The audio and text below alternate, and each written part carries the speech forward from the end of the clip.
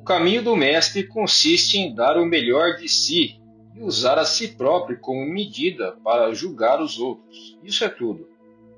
Pode-se explicar coisas grandes para quem quer ser grande, mas não para pessoas pequenas. Veja o rio. Tudo flui sem cessar, dia e noite. Aos 15 anos, dediquei-me de coração a aprender. Aos 30, tomei uma posição. Aos 40, livrei-me das dúvidas. E aos 50, entendi o decreto do céu. Aos 60, meus ouvidos foram sintonizados. Aos 70, segui meu coração sem passar dos limites. Essas são as coisas que me causam preocupação. Não conseguir cultivar a virtude, não conseguir ir mais fundo naquilo que aprendi, incapacidade de, quando me é dito o que é certo, tomar uma atitude e incapacidade de me reformar quando apresento defeitos. Aqueles que nascem com conhecimento são os mais elevados. A seguir, vêm aqueles que atingem o conhecimento por meio do estudo. A seguir, vêm aqueles que se voltam para o estudo depois de terem passado por dificuldades. No nível mais baixo estão as pessoas comuns, por não fazerem esforço algum para estudar, mesmo depois de terem passado por dificuldades. Não nasci com conhecimento, mas por gostar do que é antigo, apressei-me em buscá-lo. Eu transmito, mas não inovo. Sou verdadeiro no que digo e devotado à antiguidade. Pode ser que existam pessoas que consigam algo sem saber nada, mas não sou uma delas. Ouvi muito, selecionar o melhor, testemunhar e registrar. Essa ainda é o melhor meio de estudar sem nascer sabendo. Não sou sábio nem perfeito, mas como eu deixaria de buscar isso? Nunca me canso de ensinar essas coisas. Vou lhe contar o que há para saber, as virtudes da sabedoria. Vencer-se a si mesmo e honrar as relações sociais é o que se chama de humanidade. Se no dia a dia nós vencemos a nós mesmos e assegurarmos as relações sociais, o mundo todo se tornará humano. Trazemos uma natureza ferida.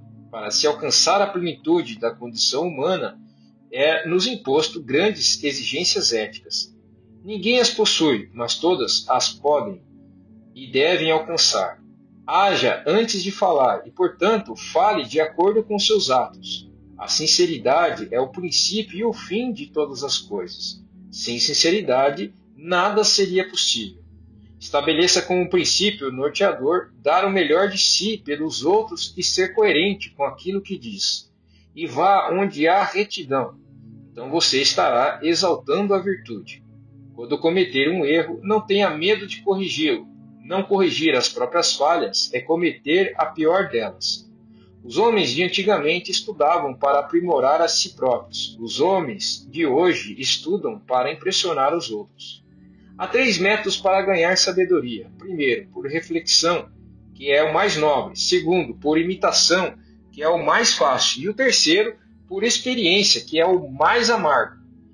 É preciso que o discípulo da sabedoria tenha um coração grande e corajoso. O fardo é pesado e a viagem é longa. Não importa o quanto você vá devagar, desde que não pare. Transportai um punhado de terra todos os dias e fareis uma montanha. Onde quer que você vá, vá com coração, com todo o coração. A maior glória não é ficar de pé, mas levantar-se cada vez que se cai.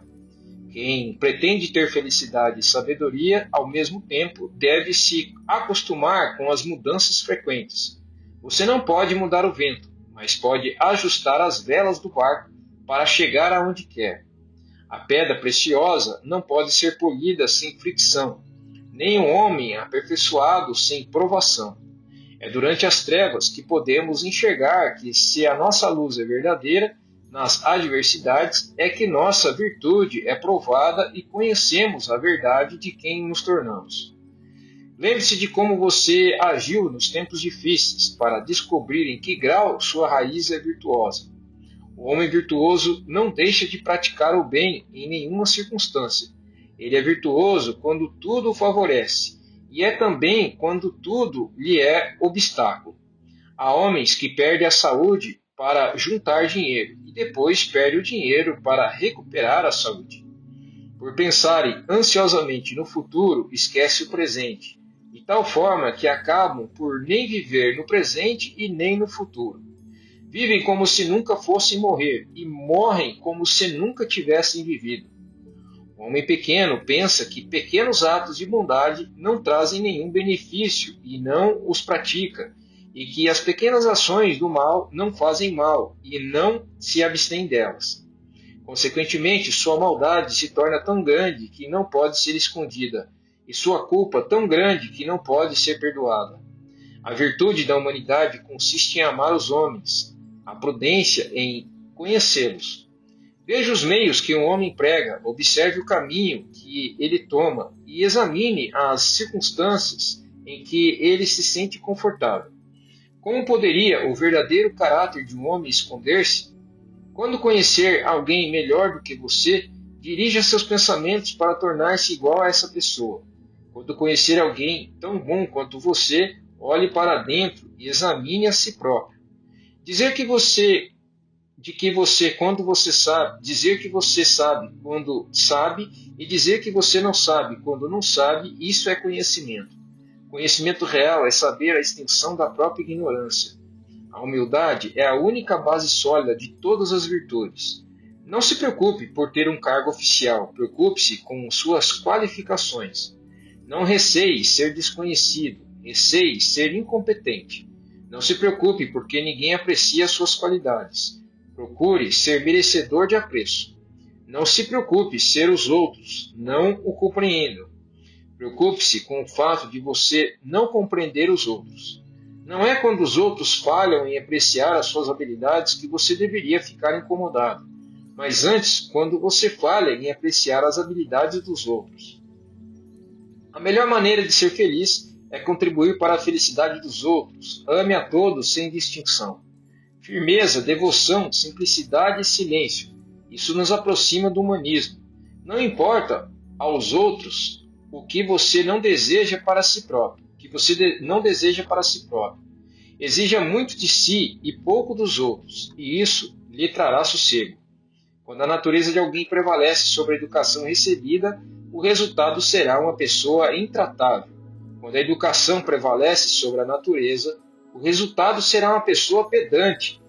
Apenas uma mistura bem equilibrada das duas resultará em cavalheirismo. Nas suas relações com o mundo, o cavalheiro não é rigidamente contra ou a favor de nada. Ele fica do lado daquilo que é justo. Enquanto o cavalheiro acalenta o bom governo, o homem vulgar acalenta sua terra natal. Enquanto o cavalheiro acalenta respeito pela lei, o homem vulgar acalenta um tratamento generoso. O cavalheiro entende o que é moral. O homem vulgar entende o que é lucrativo. O cavalheiro tem a mente tranquila, enquanto o homem vulgar está sempre tomado de ansiedade. O cavalheiro ajuda os outros a perceberem o que há de bom neles, não os ajuda a perceberem o que há de ruim. O homem vulgar faz o contrário. O cavalheiro fica à vontade sem ser arrogante. O homem vulgar é arrogante sem ficar à vontade. O cavalheiro come sem exagero.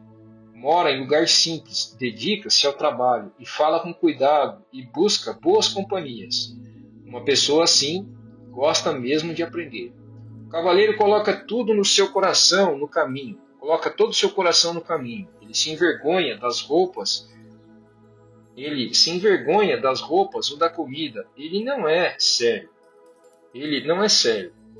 O cavalheiro que é apegado ao conforto não merece ser chamado de cavalheiro. O cavalheiro não fica triste nem assustado. Ele tem a consciência livre, porque deveria ter tristeza ou medo.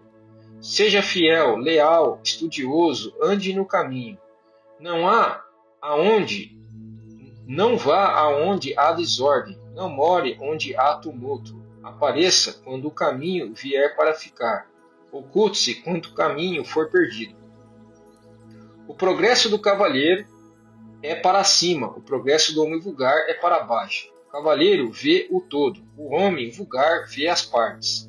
Aquilo que um cavalheiro procura, ele procura dentro de si próprio. Aquilo que um homem vulgar procura, ele procura nos outros. O cavaleiro tem três coisas. Teme três coisas. Teme o decreto do céu, teme grandes homens, teme as palavras dos sábios.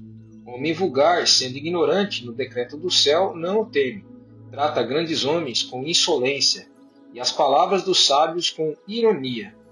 Há 9 coisas às quais o cavalheiro deve dedicar seu pensamento. Enxergar claramente ao usar os olhos, escutar acuradamente ao usar os ouvidos, ter uma atitude cordial, ter um comportamento respeitoso, ser consciencioso ao falar, ser reverente ao cumprir seus deveres, buscar conselho quando estiver em dúvida, prever as consequências ao ficar com raiva, e à vista de uma vantagem a ser obtida, saber o que é correto. Não se pode senão concordar com palavras exemplares, mas o importante é retificar a si mesmo. Nada posso fazer com um homem que concorda com esses preceitos, mas que não retifica a si próprio, ou com um homem que fica lisonjeado, mas que não reforma a si próprio. Não se pode senão ficar satisfeito com palavras elogiosas, mas o importante é reformar a si próprio. Aprenda a viver bem, e bem serás morrer. E bem saberás morrer.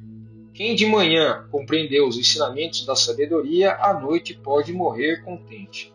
O céu é o autor da virtude que há em mim. Se não se respeita o sagrado, não se tem nada em que fixar a conduta. Se eu pudesse, em uma frase, resumir todos os meus pensamentos, eu diria: nunca deixe o mal dominar seus pensamentos. Quem se modera raramente se perde. O homem que é firme, paciente, simples, natural e tranquilo está perto da virtude. Na paz e tranquilidade do seu ser encontrarás as respostas para todas as suas dúvidas e inquietações. O silêncio é um amigo que nunca trai. Que Deus te abençoe. Um grande abraço. Fernando Pires.